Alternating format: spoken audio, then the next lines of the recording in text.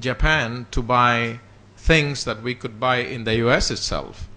And even if the U.S. were to sell at higher price, we would save all that we spend in transportation. Probably will make it more affordable. This is another point that we make, that it's the U.S. itself loses. They have not attained anything with the blockade. They have not anything but the main purpose, which is the change of regime.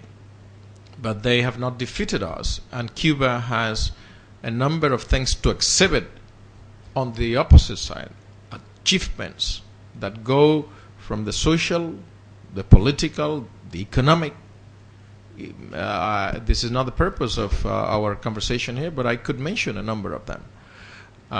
In spite of those restrictions, in spite of the difficulties that the embargo creates.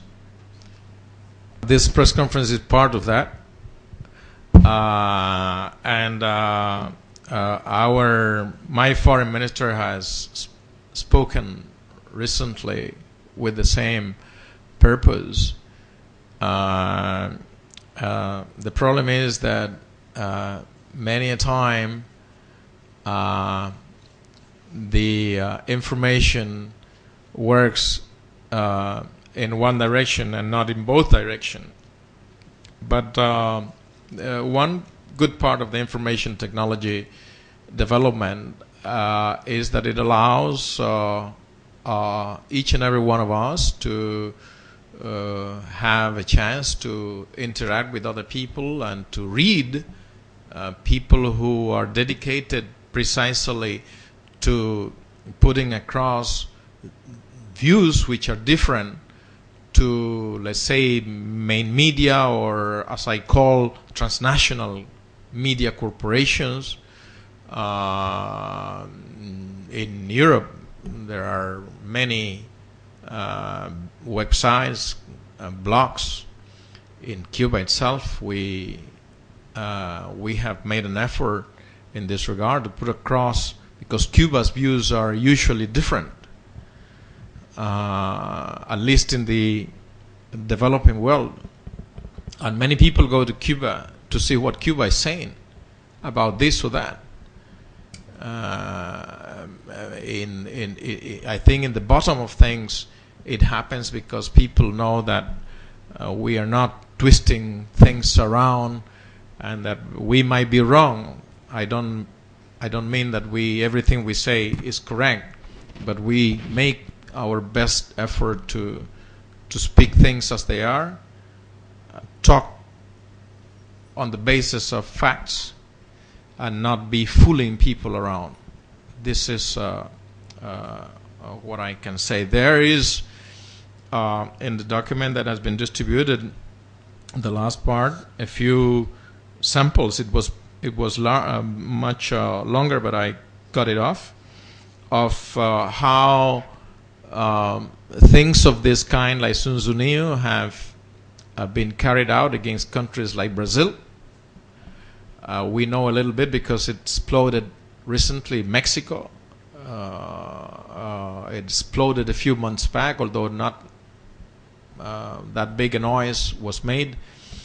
In Colombia itself and other countries, technology has been used for illegal purposes, and I think there is an increased awareness in our continent, at least, and I think in the world at large, that the present day information technologies are not just for sending kisses and hugs to my nephew in Alaska, but to dubious objectives very often, especially if your country or your government has been designated as enemy to counter Sun Tzu.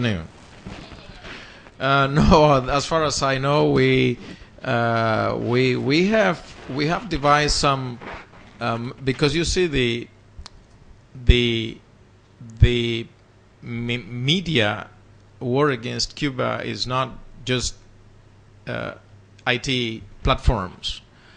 It's media, traditional media also, and from the U.S. there are radio stations. You see, in Cuba, you tune the radio. We are so close. I don't know if everybody knows. This is Florida, Gulf of Mexico, and Cuba is right here, 90 miles away only. You tune the radio in Cuba. There are more than 200 radio stations from the U.S. that can be tuned sometimes better than our own because they're more powerful. And there are some which are beaming 24 hours a day propaganda against Cuba.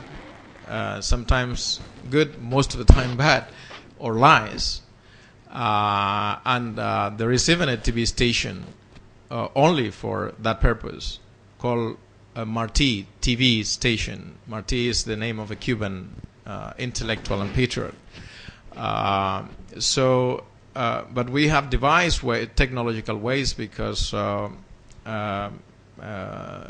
we cannot accept that to jam specifically the TV station. But as far as I know, to answer your question straight away, I don't think we have had any other device but to denounce the illegality of what's going on. Do you have that kind of, situation, or if you do, you might not want to tell us. That's all right. No, that's it is a fact the U.S. is technologically the most advanced country in the world. That's a fact, and most of these IT technologies are their inventions, except for the time when the Indian guy invented the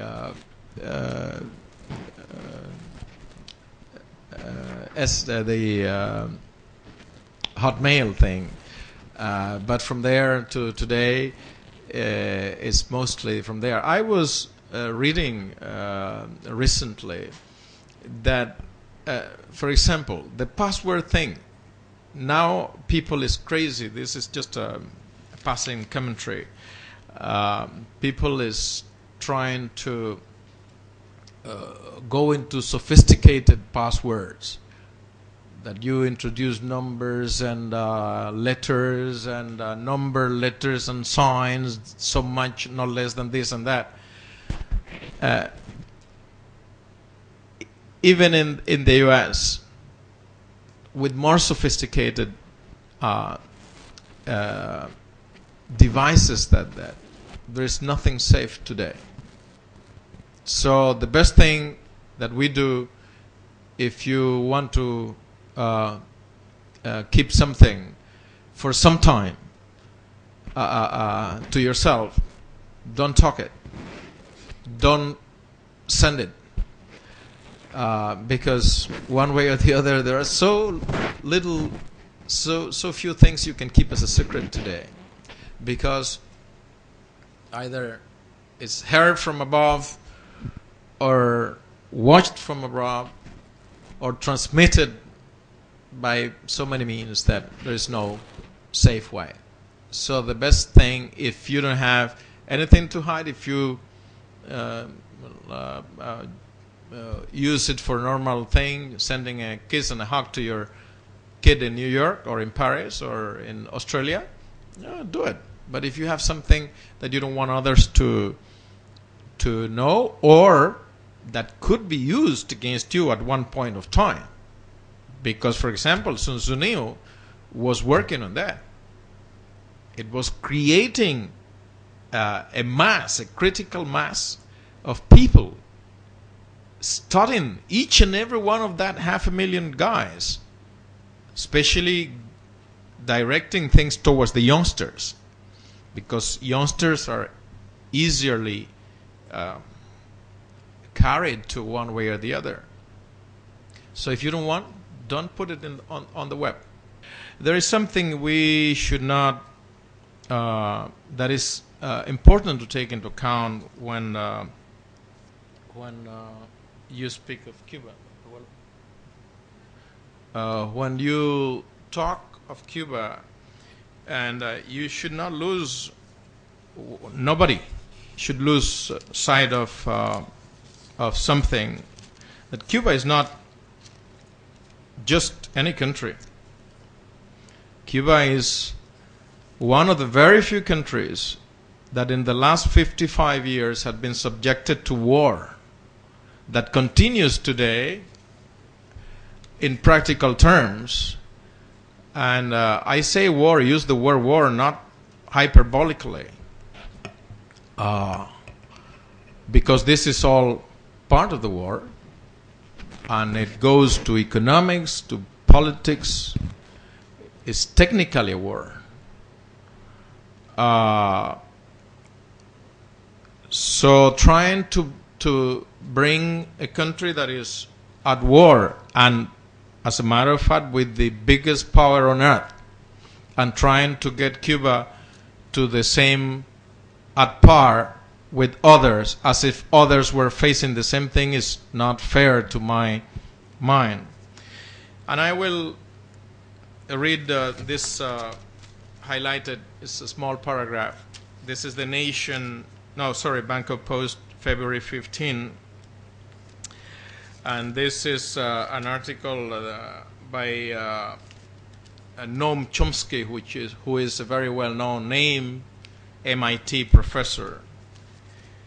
The article says, "The world of surveillance is our responsibility."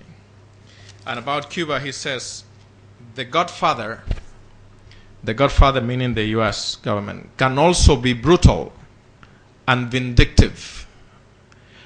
One dramatic and revealing case is U.S. policy towards Cuba since its liberation in 1959.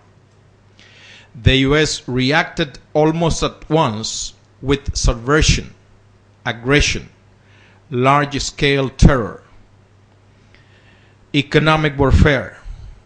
It is virtually, the U.S. is virtually isolated today internationally on this matter, as annual votes in the United Nations demonstrate. But this is of no concern. Cuba must be punished for what U.S. planners 50 years ago described as Cuba's successful defiance, end of quote. Successful defiance of U.S. policies.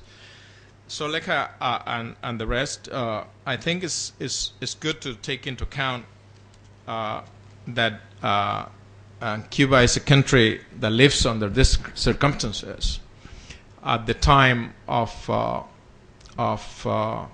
analyzing things.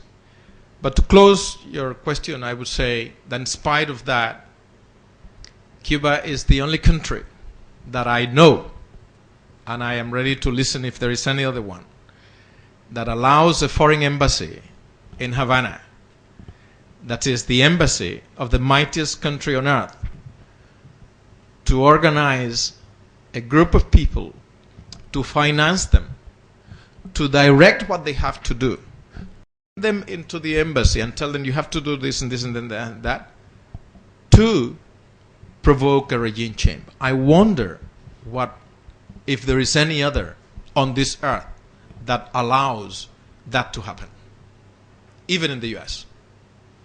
Thank you very much for all of your present and your comments and your questions.